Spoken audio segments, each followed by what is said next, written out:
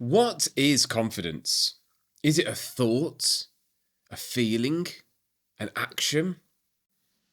Most people talk about confidence like it's one thing. You either have it or you don't. You feel it or you don't. You're born with it or you're not. A lot of people are confused about confidence because they're using one word or one way of thinking about it really to describe three very different things. In this episode of Let's Talk Confidence, I want to break down those three different types of confidence and, more importantly, explain why they're important and which one matters most if you actually want to build a better life, lead well, earn more, and take more opportunities. Welcome to Let's Talk Confidence, the first and last place you need to go to build long-lasting confidence. I'm your host and coach, Josh Sutton. Please do give the podcast a follow, drop a quick review, share this episode with someone who you know who keeps saying that they want to be more confident but just don't seem to be getting anywhere or aren't sure where to start. It helps us grow and it helps more people build long-lasting confidence, and that's what I'm all about. All right, let's dive in. What do people mean when they say they're confident? If I ask you how you know whether you're confident or not, where do you go to first in your mind? In all of my reading, studying, coaching, teaching, lecturing, talking with and observing people, I believe that there are three types of confidence that you should be aware of. And they're all good, but I do have a bias towards one in particular, which I will reveal in this episode. The first type of confidence is the feeling of confidence. This is one that most people think of first. It's the buzz or the surge, or it's that physical, emotional state of feeling like you can do this. It's the sensation in your body when things are going well, when you're locked in, when you feel sharp and energized and focused and powerful. It usually is accompanied by thoughts like, I've got this. This is going well. I'm on it today. I feel like I can do anything. You might feel it in a sports match when the momentum is with you and you know you're going to win and things are just going well. You might feel it at something like a music concert when you're surrounded by the energy and good people and good music and things are going well. Maybe you've got a drink in your hand and you just feel alive, more expressive, a little bit fearless. Some people feel it before a big presentation when they feel prepared and ready. Some people feel it after a great gym session or a run, or when they've just had a massive win in business, that real kind of high. It can be self-generated through the words you say to yourself. You can influence it hugely through the way you use your body, through your posture, how you move, and really how you hold yourself. This kind of confidence, it is real. It feels great. The issue is that it's temporary. It's an emotional state. And that's the problem. It's not a foundation. Because it's an emotional state, it changes quickly. You know this. You can feel invincible on a Friday and wake up Saturday feeling completely different. You can feel amazing in one place, in one room, and then step into another and feel awkward. It can be boosted by adrenaline, by music, by movement, by a crowd, by praise, by alcohol, drugs, success, chemistry. All sorts of things affect it because it is an emotional state. And because it comes from conditions, it then goes when the conditions change. And that's why so many people chase this type of confidence when they feel a little bit unsure. They think that confidence means feeling amazing all the time, and a confident person must be somebody who goes around feeling amazing all the time. And when they don't feel amazing, they assume that they've lost it, no longer confident anymore. That is not the case. You have not lost confidence, you've lost a state of being. That is a big difference. If your whole idea of confidence is based on how hyped up or positive or fearless you feel in a moment, you're going to be all over the place when it comes to whether you're confident or not. Because nobody feels like that all the time. Not you, not me, not anybody. It's like being happy for a moment because something good happens, and then you're not happy the next moment or the next day, and you say, I'm just not a happy person. You'd never say that. You recognise you felt that one particular way in a moment, and then you feel differently later on. The feeling of confidence is the same kind of thing. And look, that's not to say it isn't useful. Look, if I'm about to go on a stage or going for an important meeting, I want those feelings there. I'm listening to my music. I'm talking myself up big time. I'm doing big movements. They look a little bit embarrassing. I'm not embarrassed at all. I don't care. I'm doing these big movements. This isn't on stage, by the way. This is, But look, I'm holding myself in powerful positions. It's great to go into these big situations with feelings of confidence. It's just not so great to chase it as a constant emotional state. The second type of confidence is what I call skill-based confidence. This is the confidence in your ability to do something specific. So look, you might not back yourself in any way, shape or form. You might rarely have that feeling of confidence and you don't really trust yourself. You don't walk into every room with your shoulders back and feel like you're the man or you're the woman. But if I ask you to do a specific thing that you know really, really well, you'd say, yeah, I'm confident I can do that. So a carpenter, for example, might not describe themselves as a really confident person, but they say, well, you're confident you could fix this door for me? You're confident you could build that stud wall? They'll say, yeah, I'm confident I could do it. I could do it with my eyes closed. That's a skill-based confidence. A teacher might have social anxiety at something like a networking event, but put them in front of a class and they are excellent and they do their thing naturally. They're confident at delivering that thing. A footballer might be in an awkward conversation. We give them a ball and they say, yeah, I'm very confident I can perform these skills. A leader might secretly doubt themselves in all sorts of areas, but when a crisis hits at work, they might just know exactly how to respond. This is skill confidence. It's very task specific. It's built through repetition, learning, experience, competence, evidence, familiarity. And this is where some people get confused. They'll say, yeah, I'm a confident person because I'm very confident at my job. I typically find men say that more often as well, if I can say that. It doesn't necessarily mean they have confidence as a mindset or they feel confident inside. It might just mean they're very capable in one particular area. And look, that does matter. I'm not diminishing that. Skill confidence is very good. It's very useful. It is important. It gives you a platform, helps you perform better, helps you deliver, and it helps you trust yourself in certain environments. I want my dentist to be confident in his abilities when he's taking my tooth out. But it does have limits because it only applies where you've got proof. It applies where you know the territory. So the problem is the moment you step outside that area, the confidence disappears. You can be brilliant at your job and still terrified of dating. You can be a great manager and still avoid hard conversations at home. You could be amazing on stage and still hate social events. I've met plenty of people like that. You can be financially successful and still deeply insecure. Imagine you know a few people like that. So skill confidence is real and it's good, but it's very narrow. It doesn't really transfer well. It helps in one lane, but it doesn't automatically spill over into the rest of your life, which is what the third and final type does, which in my opinion is the most important form of confidence by a mile. And I call this the mindset of confidence. This is the one I really care about. This is the one that I coach on. It's the one that changes everything. It's not a passive feeling. In fact, it's not based on how you feel at all. And it's certainly not limited to one specific skill. It's the way you relate to yourself and to life generally. It's the underlying narrative you carry about who you are, what you're capable of, your place in the world, what things mean, and how you respond when things don't go to plan. I've talked about this many a time. It shows up in questions like, do you back yourself? Do you believe in your ability to figure things out?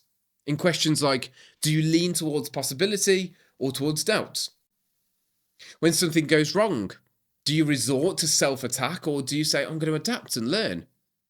Are you willing to leave your comfort zone and push yourself out there?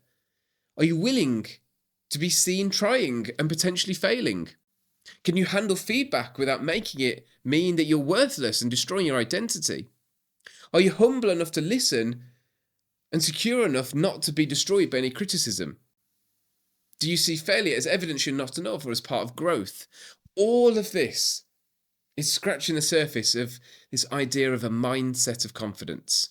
It's so much deeper than just feeling good. It's so much deeper than just being competent at one task. It's the entire lens underneath your behavior. It's what your life sits on. And it matters most because you can bring it into every area of your life. So, I mean, let's make it practical. Someone with the feeling confidence might feel great after 3 drinks and suddenly be chatty and bold and flirtatious and expressive. But the next day, that all disappears. Someone with skill confidence might be brilliant in a boardroom because they know their work inside out, but they crumble when they have to set a boundary in a relationship. Someone with a mindset of confidence might still feel nervous, probably will, and might still be learning, but they back themselves to handle whatever happens next. That's the difference. They don't need to feel amazing to act. They've already decided that they will act regardless of how they feel. They don't need a guaranteed outcome to make a move. They don't need to have mastered every skill first. They know that they are going to learn along the way. They trust themselves enough to just step forward and have a go. And that trust changes the whole game. Because if you have a mindset of confidence, you can build the other two so much more easily. You can create the feeling much more often because you stop panicking every time a little bit of discomfort shows up. Because you're not threatened about what other people are doing around you. You can build skills more quickly because you're willing to practice and fail and get feedback and keep going. You learn and accelerate your growth so much more quickly because you're not turning it into an identity crisis every time something goes wrong. But if you only have the feeling, you're unstable, and if you only have the skill, you're very limited. The mindset of confidence is the thing that holds everything together. The plate, the tectonic plate that everything rests upon. This is why I think so many people chase confidence, in my opinion, in completely the wrong way. They chase the feeling. It's the most visceral, so they chase it. It feels good. They want to feel ready and bold and certain and fearless. Or they chase competence in an area and they think that that will solve everything. Once I'm good at this, then I'll be okay. It won't be okay. Not because of that. Because you can feel amazing one day and awful the next, and you can be extremely skilled in one area and feel incompetent and insecure in every other area. So the real question is this. What is your default story? When life gets hard, what do you believe? When someone criticizes you, where does your mind go? When an opportunity comes up, do you move towards it or find reasons to stay safe? When something fails, do you see it as feedback or proof that you shouldn't have even tried? That is where your confidence, your real confidence, lives and grows or dies. So if the mindset of confidence is the one that matters most, how do you build it? Well, first, you've got to notice the story that you're already running. Many people don't do this. They just live inside the story as if it's a fact. I'm not a confident person. I always mess things up. I'm not leadership material. I'm awkward. I'm not good with people. I'm not the best in front of crowds. I'm not really the person to put myself out there. They aren't facts. They are stories that you've made into truth. Narratives you've repeated so often that they're now your version of the truth. Because they feel true to you, you behave in ways that reinforces them, which further strengthens them. That's why the mindset of confidence is so important, because your story is driving your behavior right now. And your behavior then gives you the evidence for the story. And if your story is, I can't handle rejection, guess what? You'll avoid situations where rejection is possible and lose out on the opportunities in doing so. You'll stay safe and hold back. And your world gets smaller, and that smaller world becomes evidence that you were right all along, a negative self-fulfilling loop. If your story is, however, I can figure things out, you'll take more action, more risks, you'll recover from setbacks quicker. And then that becomes evidence too.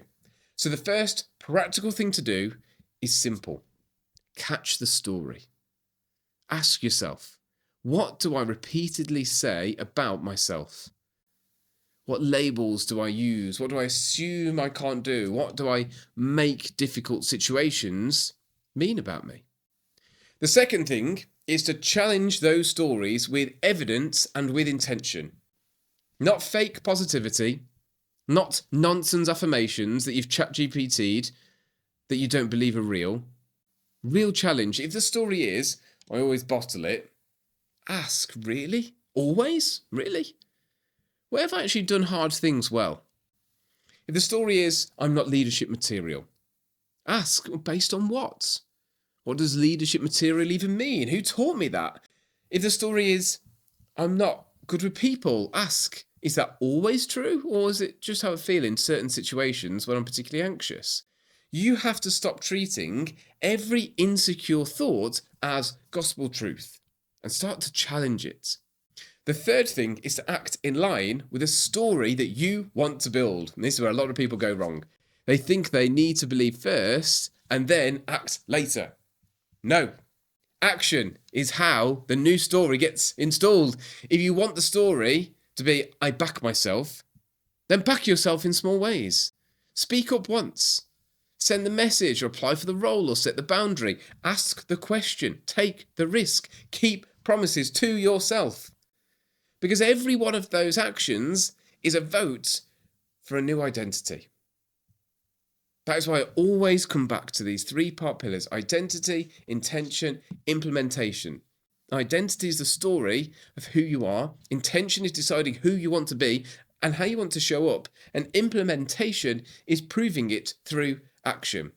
That is how a mindset of confidence is built. It's not in one dramatic moment. It's through repetition, small pieces of evidence, by building trust in yourself. And let me tell you why this matters so much beyond just feeling better. Because a mindset of confidence affects everything. It affects your leadership, because leaders who lead with a mindset of confidence make decisions more calmly. They handle pressure better, and they don't need constant reassurance. It affects your career, because if you back yourself more, you'll go for the role. You'll ask for the raise. You'll stop underplaying your value. And yes, that does affect the money that you earn. I've seen it again and again and again. It affects your relationships, because you stop needing to perform or people please as much and start showing up as your authentic self. Show up more honestly. It affects your social life, because you stop assuming that everyone is judging you and start taking more relational risks. It affects your well-being, because life gets calmer, more settled, when every setback is not turned into some kind of personal attack on yourself. That's the real win here. It's more peace, more opportunity, more honesty, more self-respect, and yes, more money as well. So here's the challenge I want to leave you with. I want you to write down 3 headings: feelings of confidence, skill-based confidence, mindset of confidence. Under each one, write what that currently looks like for you. Where do you feel confident? Where do you not? Where do you feel you're really skilled, but not actually very secure in yourself? What is your current mindset story when it comes to confidence? And then ask one more question. Which of these 3 am I relying on most, and which one actually needs some work? Because for a lot of you, the answer will be obvious. You've been waiting all this time to feel confident. You've been hiding inside things that you're already good at, when really the thing that needs building the most is the mindset underneath it all. Once you start building that, everything else becomes easier. That's all for today. If you want to work with me to build a mindset level confidence that lasts, so you stop relying on moods or hiding inside your comfort zone and start backing yourself across every area in life, head to joshsuttoncoaching.com to find out more. I'm your coach, Josh Sutton. Let's talk confidence.